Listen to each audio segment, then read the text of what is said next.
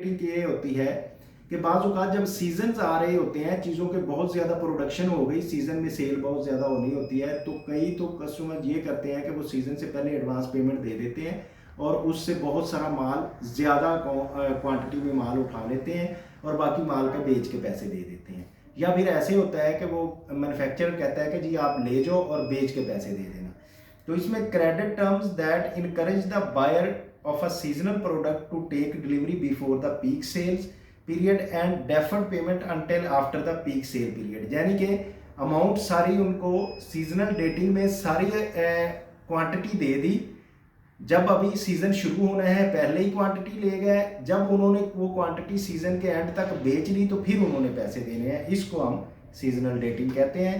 Avoid carrying excess inventory and associate carrying cost, तो इसमें किस लिए होता है कि अवॉइड यानी कि वो उन्होंने इन्वेंट्री जो अपने पास रखनी थी तो ज़ाहिर है उसके साथ एसोसिएटेड जो कास्ट थी वो बढ़नी थी, तो वो क्लाइंट को पहले ही भेज दी थी।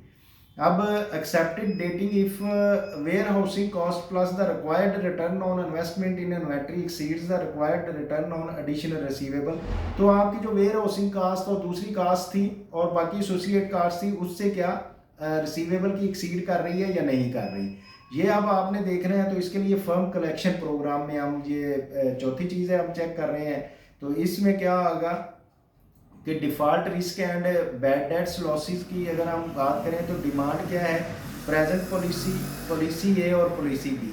पॉलिसी प्रेजेंट पॉलिसी में है इंक्रीमेंटल सेल्स के, हमने प्रेजेंट पॉलिसी में जब सेल हमारी इंक्रीमेंट हुई कितनी 3000 थी तो $600,000 इंक्रीज हुई। पॉलिसी बी में हमारी हुई $3000।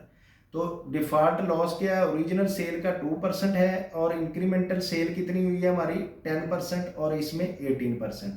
तो अब एडवांटेजेस कलेक्शन क्या क्या है, ओरिजिनल सेल जो है उसके 1 मंथ और इंक्रीमेंटल सेल जो है उसके 2 मंथ और 3 मंथ के बाद हमारी रिकवरी होगी।